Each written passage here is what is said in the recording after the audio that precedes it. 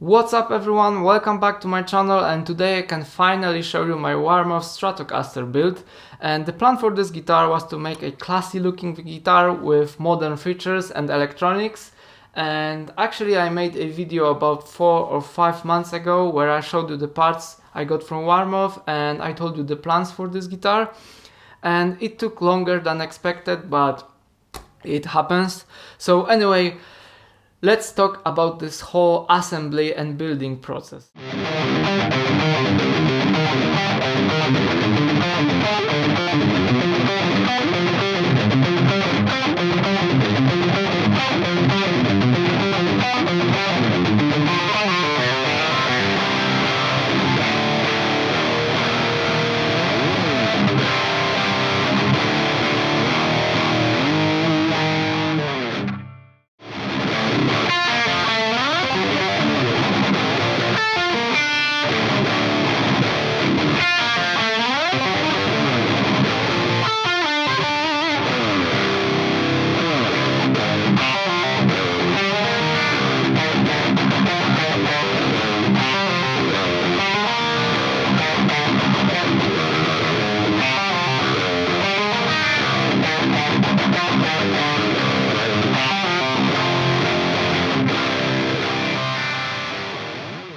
So I didn't do anything apart from choosing the right parts and sending them to the right people.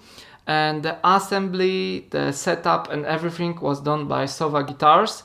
And apart just from assembling the guitar, I asked them to make a couple more things, like for example this cutaway in the neck pocket.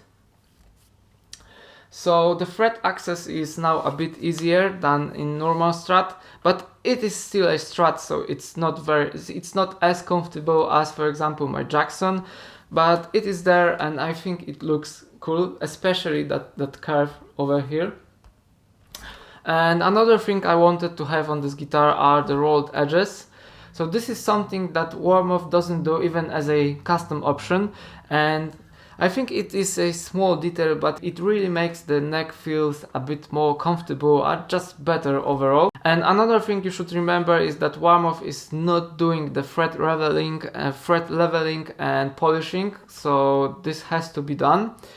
And okay, so let's talk about the painting. So the body was painted by SCN, which is quite well known Polish guitar paint workshop, and the color is called Daphine blue and it is in satin finish, so it's classic color but with modern twist because it's satin. So also there are 3 or 4 layers of true oil on the neck, and the neck feels really good right now, very smooth, like a proper roasted neck should feel like.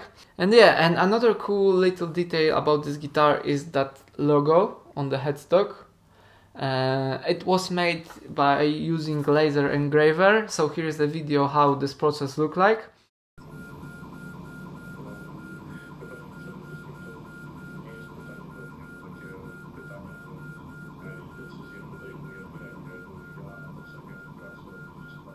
And it is very subtle, but it's there and I think it looks cool.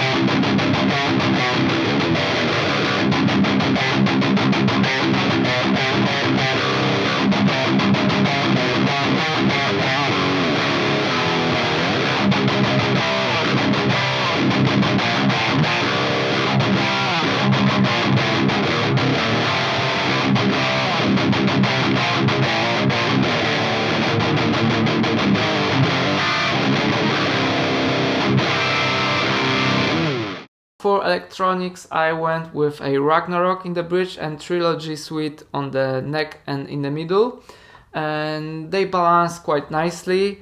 The Ragnarok is very high output pickup and it's hard to find a good single coil that will go well with that pickup, and in that case it is fine. And also everything is connected to a simple 5-way switch and the volume and tone knob, and that's basically it for the electronics.